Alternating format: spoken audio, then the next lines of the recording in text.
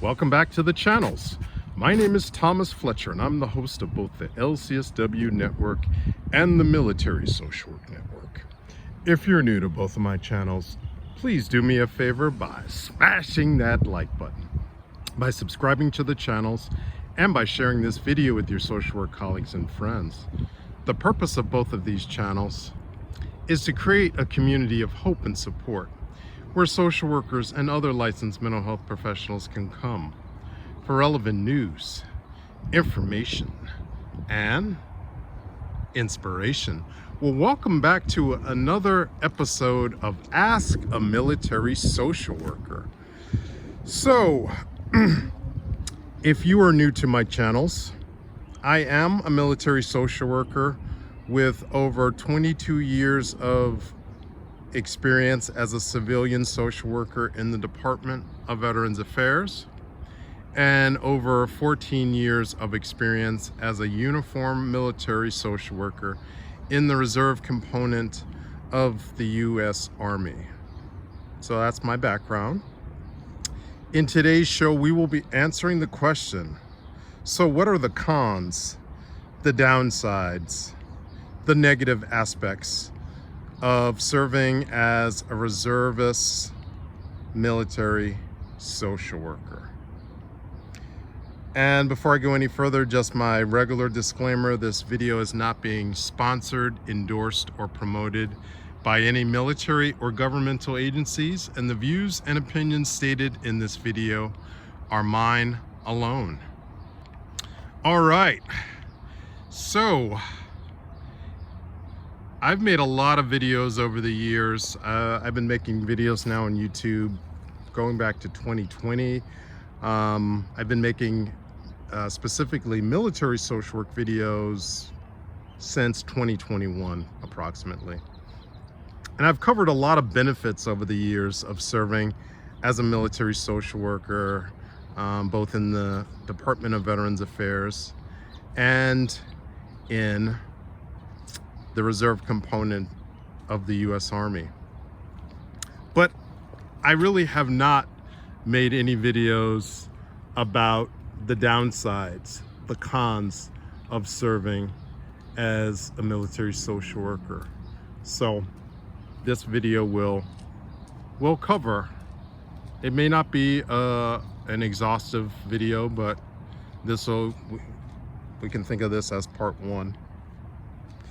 So I think the number one downside of serving as a reservist in general and as a military social worker specifically is the risk of death. Yeah. I recently was activated, and that we're going to talk about that as another downside, but I was recently activated to support a unit, a reservist unit, coming back from deployment in the Middle East, and they suffered fatalities. I think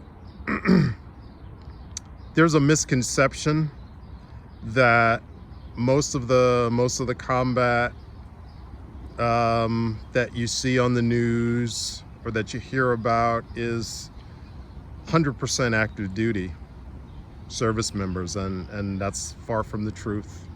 While active duty plays an important role in our combat operation overseas, as a military social worker who has deployed to the Middle East, I can tell you firsthand that National Guard service members and U.S. Army reservists play a very critical and important role in our overseas operations, combat operations, especially in the Middle East. And that being said, reservists, National Guard, Army National Guard, as well as Air Force Reserve, Air National Guard, Navy reservists,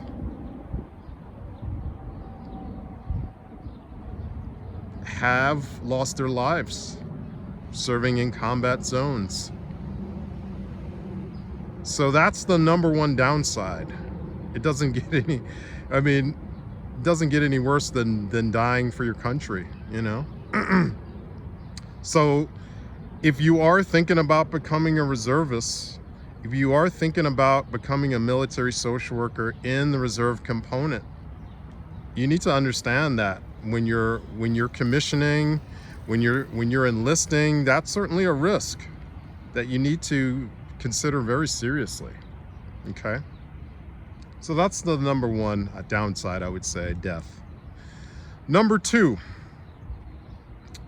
activations. So before joining the Army Reserves, I served in the California Army National Guard for over 11 years. And during those 11 years, I both experienced as well as witnessed numerous state activations for wildfires, civil unrest, thinking of 2020 specifically, but there have been other periods in history where the National Guard has been activated for civil unrest. So that's something you have to be ready for. You can be called up at a moment's notice. I remember just about 6 years ago now, I got an email. I was at work. I got an email and I got phone call. Actually, it was phone calls first. It was phone calls from the XO of the unit that I was serving in the California National Guard, telling me I've been activated for Title 10 orders, ADOS orders to support COVID missions. And so, you know, literally given like a day's notice, like you're going to be reporting to the Armory. If I got called on Wednesday, they told me I was going to be reporting to the Armory 2 days later on Friday for these active duty orders, right? And that happened to me recently with my unit in the Army Reserves. We were given a warno on a Thursday night, and the next day, Friday, the orders were published, and by Sunday we were boots on the ground on an active duty base in the States. So that was a CONUS mission, right? So activation at a moment's notice is definitely a downside if you are serving either as a reservist or as a National Guard service member.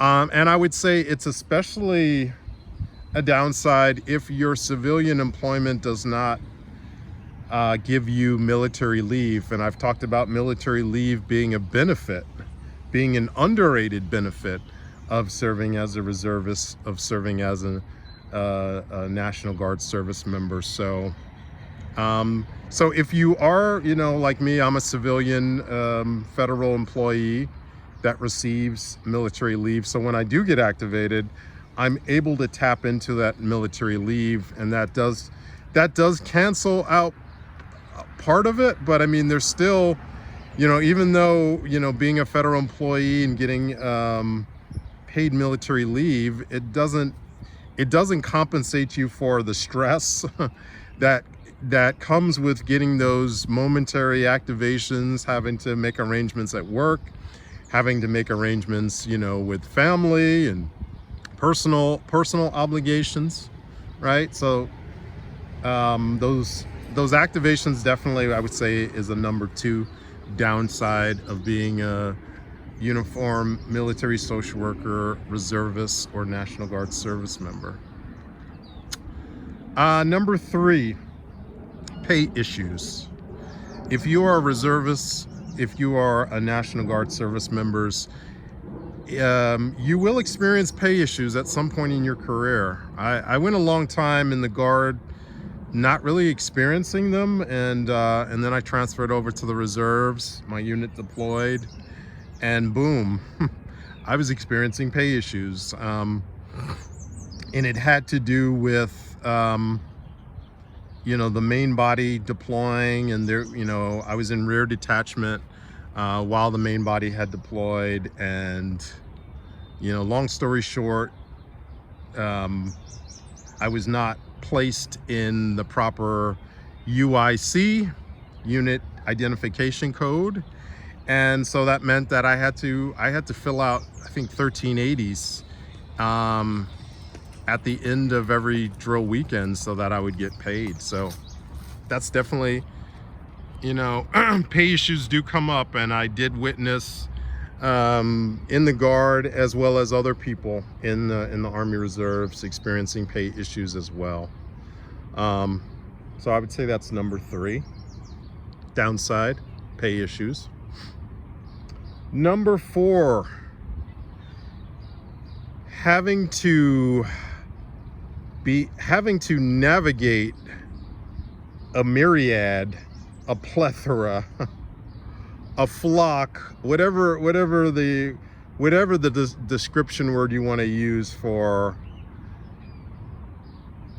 the innumerable number of websites that you have to navigate as a reservist. There's so many, and they don't communicate with each other. So you'll have DoD level websites, you'll have USARMY level websites, you'll have US Army Reserve websites. I mean, websites for pay, websites for travel, websites for trainings, and it's very easy to get frustrated with all of them, and I certainly have in my 14 plus years serving as a reservist and as a National Guard, Army National Guard service member, and this includes having to be able to access your Army email accounts. And again, over the 14 years that I've been in, there have been many changes to how we access email. Right now we have something called AVD, Army Virtual Desktop, which is a type of VPN which allows us to access our emails from home and not have to do it from an armory or from an active duty base. So I'm at a good place with that right now until they change it up, and then I have to learn a new system. But over the years I have struggled with this AVD system, and I know that many soldiers also struggle with it. Another thing is you have to log into these systems every 30 days, or your accounts get deactivated. So that's really part of this downside of dealing with all of these different military websites that you have to log into as a reservist, as a National Guard service member. If you're active duty, it's part of your everyday job, especially if you are in a combat support role. If you're in a combat role, you may not be dealing with these websites on a daily basis. But certainly if you are in a combat support MOS, and you're active duty, you're probably going to be logging into these websites more frequently than the reservist or the National Guard service member.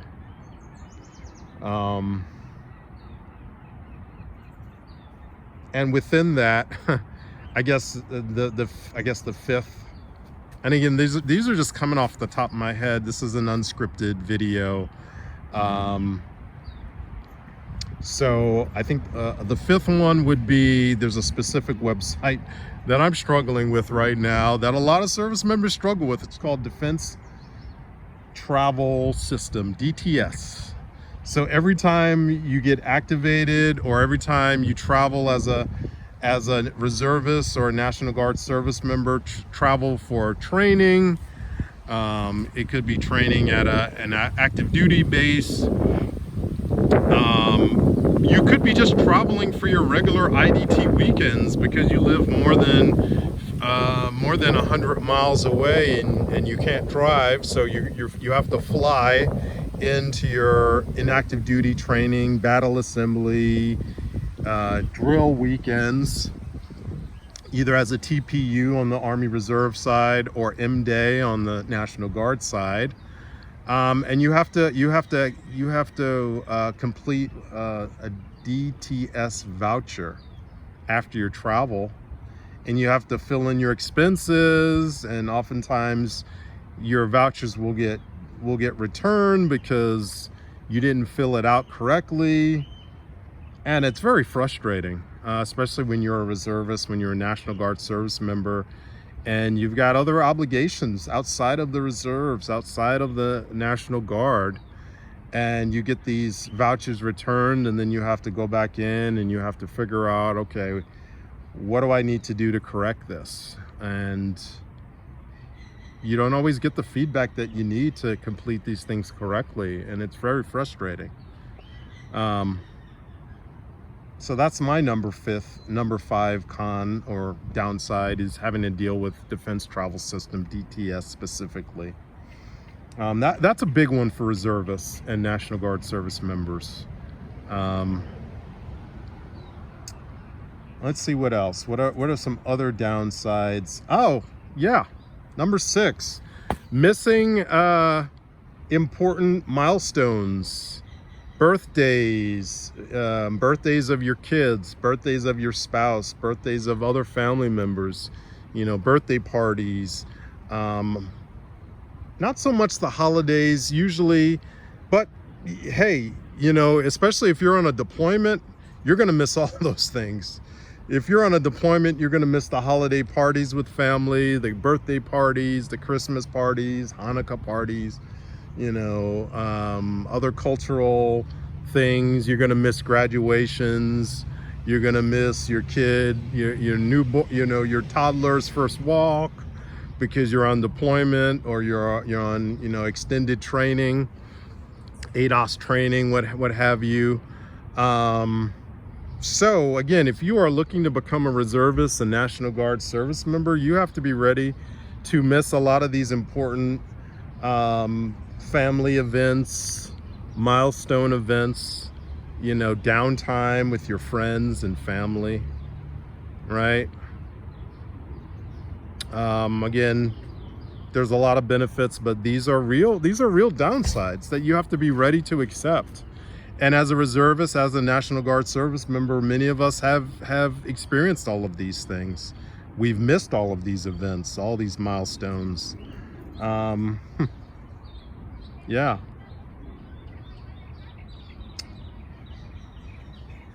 Let's see. I know another downside, which there is some protections for, but you could lose your job. You could lose your civilian job, even though that's illegal. There's a law called USARMY, but it doesn't. I've heard over the years reservists and National Guard service members losing their jobs while they were on a deployment, while they were maybe on annual training or ADOS orders. Again, it's illegal, so you do have legal rights if you do experience those, but it happens. Reservists and National Guard service members have lost their civilian employments while they're on active duty orders, right? And it does happen more in the private sector than in the government. If you have a civilian job in a federal agency, in a state agency, in a county agency, city agency, it's less likely to happen, right? It's less likely to happen than in the private sector. If you're working for a little mom and pop shop, and they need to hire somebody, and while you're away, it may happen. It's more likely to happen again in the private sector than in a public sector government job. But it's definitely a downside. It's definitely a con, losing your civilian employment while you're on active duty orders, right? I'm sure I'm missing some other downsides, but these are the big ones that I've covered already. Oh, here's another one. In some situations, especially if you're an officer, you may experience a decrease in your pay while you're on active duty orders. And that's why, like, positions like physicians are usually only on 90-day deployment orders for just, you know, and that's one of the reasons why that professionals, especially medical doctors, will tend to experience a decrease in their pay, especially if they're working in the private sector, if they have a private practice and their rates are much higher than what they would get from the government. Then that's definitely, and that's why the military does offer such generous bonuses specifically for medical doctors and, you know, specialties within, you know, physician specialties usually will receive the highest accession bonuses and retention bonuses, because they understand that medical doctors will experience a decrease in their pay when they're on active duty orders. So, and you may experience that other MOSs, you know, you may be a highly paid person on the civilian side, and then when you're on active duty orders, you're even outside of being a medical doctor, you may be in another highly paid civilian role, and your military pay may be a fraction of that, even with all the different allowances like BAH, BAS, family separation pay, you know, all the different bonuses. They may still pale in comparison to what you may make in your civilian career. I think I've covered the big ones. If I've left out any other downsides, any other cons, please feel free to comment in the comment section. Right? If I got anything wrong, please let me know. But I want to thank you all for watching this video. For all the social workers and other licensed mental health professionals, thank you for the work that you do every day. For your clients, for your agency, and for the profession. Please continue to support each other and yourselves. Bye for now.